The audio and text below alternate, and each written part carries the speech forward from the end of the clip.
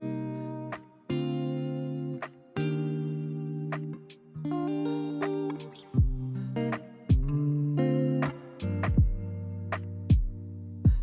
everyone, welcome back to my channel. My name is Rochelle, and if you saw me already in this shirt for a previous video, no you didn't.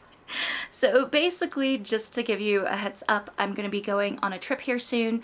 So because of that, I just wanted to film a few videos and get everything figured out so I can schedule them while I'm away on that trip.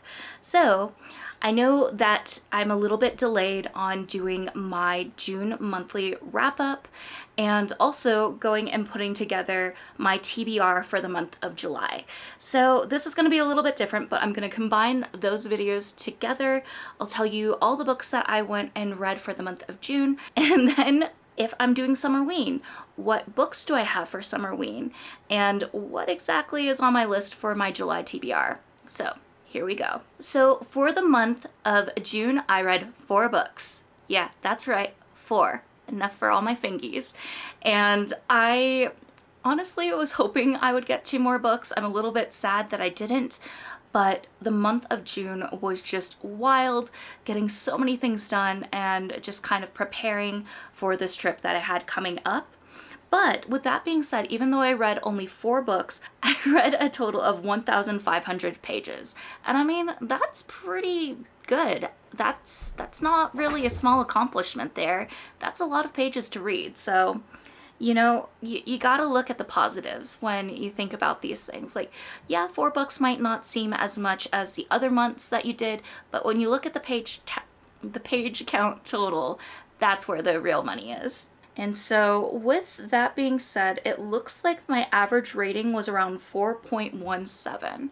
So that's pretty good.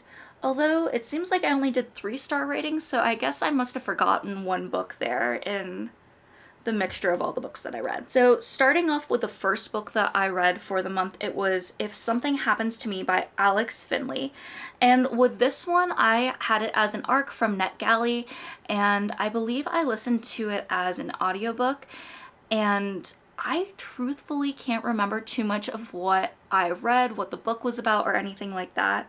So I'm gonna have to pull up my review here and see what all I said. I'll just read my review. If you want to go and follow my Goodreads or my Storyograph, we can obviously see how well my brain is working right now. If you want to follow my Goodreads or my Storygraph, I do have that information down in the description below, but it looks like I rated this book a 3.5. And I think it did take me some time to go and get through this book, so my memory of it wasn't the best, probably consistent to where my memory is at now for that book. But I said truthfully, the beginning of the story was a bit difficult to follow along with. Each chapter we were bounced between different POVs and different narrators, and I noticed that those two things, especially together in an audiobook, really tend to throw me off because I get used to a certain voice for a character, and then if a different narrator is voicing that character, it just throws things off, and I'm having to relearn which character is which all over again. And then I said once I was halfway through listening to this book, I was able to get a better understanding of the characters and what was going on. The story was very interesting and was a wild ride, but because it was a bit difficult for me to get into, I'd still rate it at a 3.5. And I remember with this book as well, it was kind of like mafia tones in a way, and mysteries of like this one girl disappeared and she was the girlfriend of this one boy, and they were kind of childhood sweethearts, but because of that he could never really fully let go of what had happened to her and was kind of guilt tripping himself that way. And then you're also bounced between not only his point of view but also the father, and then someone else, I think they're in the police, they're the sheriff or something along those lines. So it just was very confusing for me. Like, it wasn't that it wasn't a good book. I feel like maybe if I would have read it physically, it would have been a little bit easier for me to stay within the story and get a better holding of, okay, this character is the one that we're going here, and then there's this one, instead of having those different narrators and everything. Then the next one was The Invocations by Crystal Sutherland, and I rated this one at 4 stars. The beginning of the book was a little bit on the slower side for me to get into, and also because there are three main characters, and in the beginning of the book we're going from chapter to chapter between different characters. But the thing that I did really like about this was that it was very easy to differentiate between the three characters based off of their personality type and the style in which the character chose to write their dialogue. You really knew, even if you couldn't remember the characters' names at first, you knew which person was saying what, and like, I don't know, it was just really easy to go and tell the difference between all the characters, which I really enjoyed. This book also was very dark because it had the witchy tones and everything. One character is a witchy character who she basically writes invocations for women that have been abused or something has happened to them by a man, and it's basically her way of helping them gain power back. Another character is a girl that has been cursed by demons because of some invocations that she decided to put on her body. And then the other character is one that's sister was murdered, and she is trying to do whatever she can to learn spells, magic, all of that stuff in hopes to bring her sister back. So all of these women have these goals or these reasons for being involved in magic. And it kind of takes these darker undertones because someone is basically going and offing these women that have taken invocations from this one witch.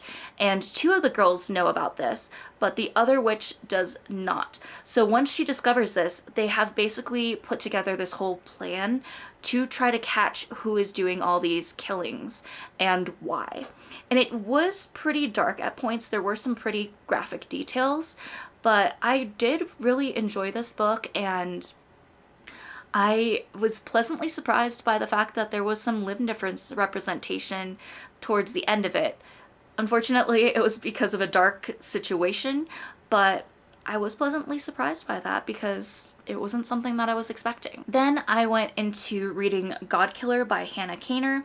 And it looks like this one I forgot to put my review, or I didn't write a review and put it on Storygraph. So I'm gonna have to kind of pull at my memories for this one. So with Godkiller, I believe I rated this one around 4 stars. It wasn't like a 5-star read for me, and I don't know if that's because I've heard so many people rave about this book, so my expectations were really, really high with it. But with that being said, I did go into this book knowing that there was limb loss in it, and that was the part that really intrigued me and really made me go and pick up this book to read, because it wasn't necessarily on my radar and something I would have kind of gone out of my way to go and pick up. But with this book, you start out with Kissin, and you kind of learn about this awful situation that happens to her and her family, and it's why she loses one of her legs. So this awful situation basically happened because the villagers decided that they wanted to go and appease this one god, but her family worshipped this other god.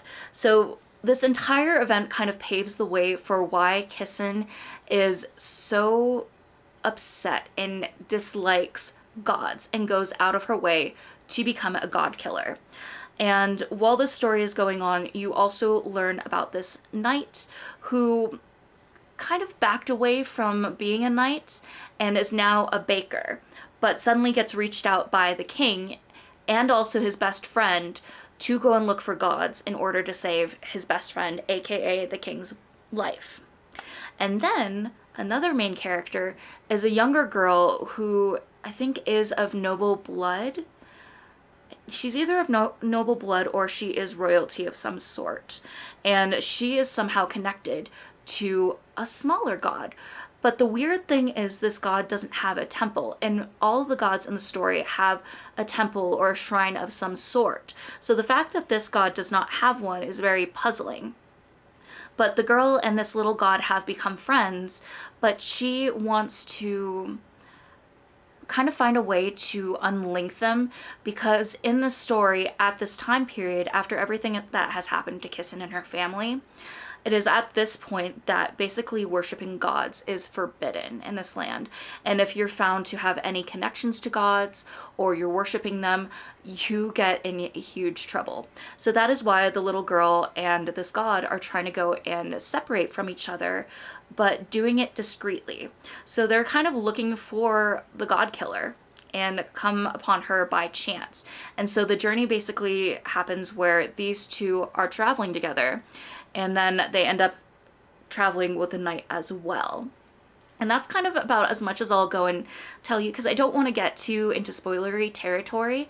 However, something I was very pleasantly surprised about this book was that, yes, there was limb difference representation in it, but there was also some other pieces that I was very unexpectedly surprised by.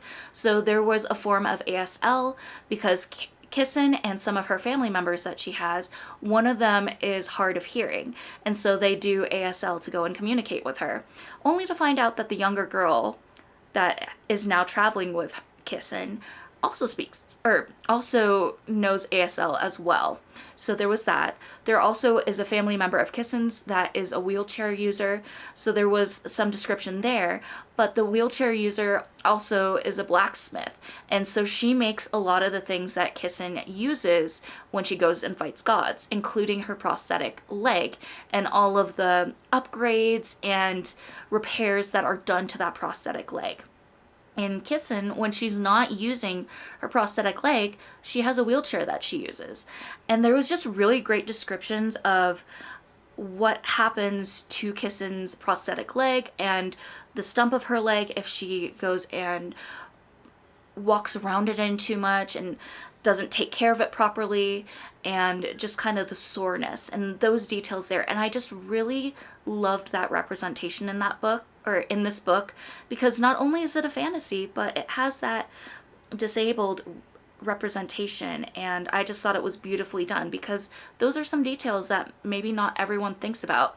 And just because you're a hero and all these things doesn't mean that you don't still have these difficulties that happen after the battle, and like, okay, what are the sorenesses that you feel? So I thought that was beautifully done. All right, and then the last book that I read for the month of June was the third book for the Black Winter series, and that was Whispers in the Mist by Darcy Coates. And this one was probably my favorite out of all of them, and I rated it 5 stars. I really want to talk about this book so much, however, because it is the third book in the series, I really don't want to do too many spoilers, but I will go and say, as I have mentioned before, that the series does follow Claire, and with this one, she is out of the place that she started in the first book and is working on survival and trying to pass on this cure to a location that she's heard is the one remaining place that could stop everything that had happened during the stillness. So I really love this one, and just more of the survival aspects, more of the difficulties, and what happens if and when they reach that destination of this being the one place that could save the entire world. So I really loved it. I think this book was probably the best out of all of them, and I am so sad that I only have one book left in the series. So that means let's go on to the next part. So Summerween started on July 5th, and as I've mentioned, this is hosted by Gabby Reads. I really wanted to do this. However, I don't think I can do it in the 1 week time frame that this readathon happens, and I'm devastated by that, but I will still try to participate in my own way, which basically means that I'm adding those Summerween topics to my TBR for the month of July, and also carrying over some books that I was not able to read for the month of June. The month of June had a really, I don't know, high expectations. I guess I had really high expectations with that June TBR, even though I knew how busy I would be and that I might not necessarily get to all those books. So yeah, I kind of moved a few of them over. So a few of them that I'm moving over would be Dragon Fruit. So Dragon Fruit by Makia Lucier is one that I started a buddy read with my friend Nicole from booktube. And we started this one, I believe, in the month of May, and we finally got back on the halfway point and just kind of shared our thoughts and feelings on the book so far. So we were going to try to finish that book, or this book, this month, and so that is why I'm adding it back to my TBR. I had it on the month of June, but obviously wasn't able to finish it during that time. Then I have Frieren, and this one was on my TBR for the month of June. We are going to be going to another Ren fair in the month of July, and so since this is a manga, it should be fairly quick and easy to read through. So I'm having this kind of as a palate cleanser, but also to stay true to the theme of the Ren fair season, which I'm trying to read books for. And then lastly, for my TBR from the month of June that I'm moving over to July is The Honey Witch by Sydney J. Shields. You might have already seen a spoiler on one of my social media places that I have started reading this book. I bawled my eyes out before page 100. So yeah, you'll get to hear my thoughts on this book, and I can't wait to share them. Then we'll go into my Summerween books. So basically, I have the list of kind of the topics that Gabby Reads had on hers. So read a book in the dark or at night. I feel like this one is super easy for me to do, and any of the books that I've shown you already will count for it, because I tend to do a lot of my reading at the end of the day, either after work or before I go to bed. I'm very much a nighttime reader just because it's a great way for me to unwind and unplug, especially after a stressful work day. Then 2 is read a thriller or horror. So for this one, I have put the fourth book from the Black Winter series. It's called Silence in the Shadows, and it's by Darcy Coates. This is going to wrap up the entire series and basically decide what happens to Claire. And I don't want the series to end. I love it so much, and it will be so hard to find something that's an equivalent to this series because I've enjoyed it. It fills all the things that I look for and is probably as close to a zombie apocalypse series as I've been able to find, where it's not cheesy and doesn't have certain icky topics that I really prefer not to have. So yeah, I just don't want this to end. So if you know of a series and you've read this one already and have anything you can recommend that fills your cup the same way this one does, I beg you, please let me know down in the comments below. All right, then the third prompt is read a book with the night sky or any sky on the cover. So I decided to pick That's Not My Name by Megan Lally. This one was one that I picked up, I think, in my self-care vlog, or yeah, I want to say in my self-care vlog that I did a while back. But yeah, I really want to go in and read this one. It kind of has the night sky. It's a foggy sky in a forest. I feel like that's close enough. That counts. But I've heard really good things about this book. It's not too thick either, so I feel like this will be one that I will easily be able to read through, and maybe I will take this one on my trip with me. I'm still trying to decide which books I'm gonna bring. I'm probably gonna bring my Kindle just so I can bring a bunch of books for my mood reader side of me, and then probably one of the other books that I've listed so far. But yeah, very excited to pick this one up. And then the next one is read a book with 5 or more words in the title. So this one I kind of went back and forth. I have a few, and I was really trying to stick with ones that have more of a thriller or horror theme, because when I think of Summerween, I really want something that's more on the dark side and not something that's, you know, like romance or happy types of themes, you know, where there's not going to be some scary aspect. So the 2 that I have picked, but the one I'm leaning a little bit more towards is Where He Can't Find You by Darcy Coates. I believe this one is more of a serial killer type of thing, where people find bodies around town kind of sewn into weird positions. And since it is a Darcy Coates book, it is on the thicker side, but I do find that Darcy Coates' books so far have been really quick reads for me. So although this is a thick book, I have a feeling that it's going to be no problem at all for me to get through. So this is one that I'm leaning a little bit more towards. And then the other one is How to Sell a Haunted House by Grady Hendrix. I've never read a Grady Hendrix book, but I did pick this one up, I think, through one of my book outlet hauls. And it obviously has the amount of words that are needed. So we'll see if this is one I end up picking up, but I'm not quite sure. This one is kind of a maybe that I'm iffy on. And then the last one is Read a book that takes place in the summer or the cover gives you summer vibes. So this one I'm actually bringing back that I mentioned earlier from my June TBR. I am choosing Dragon Fruit for this prompt. And the only reason I'm doing this and not doing another book that I have on my shelf is just because I've told you that this summer is super busy. We're going to be traveling, and I already feel like the amount of books I have on this list is already way too high for the amount of time I'll probably be able to read. So with that being said, to make things a little bit easier on myself, I am picking this book for that prompt, just so that I'm more likely to finish the whole Summerween goal. But yeah, so that's kind of how things are looking. I don't know if I'll be able to read all these books.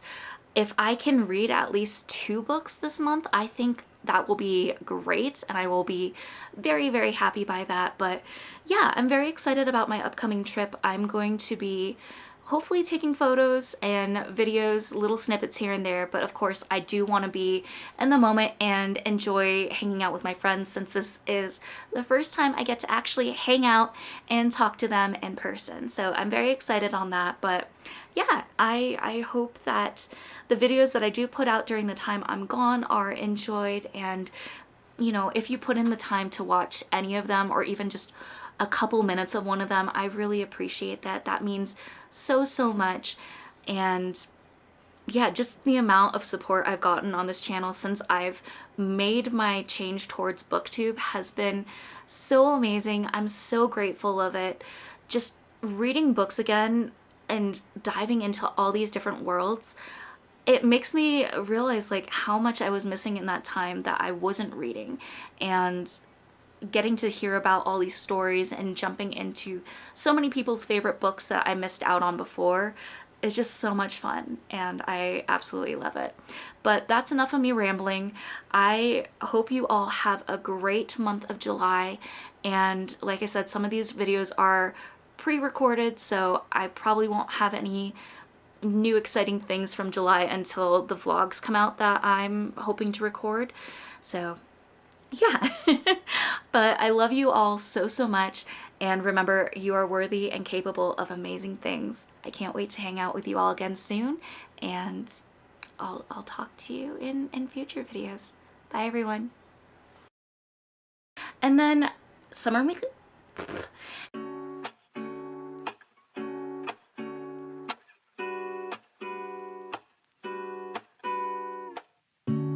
Lazy Sunday mornings, hiding under covers. I don't mind staying in with you. Play your favorite movie, laying right beside me. I don't mind when it's just us two.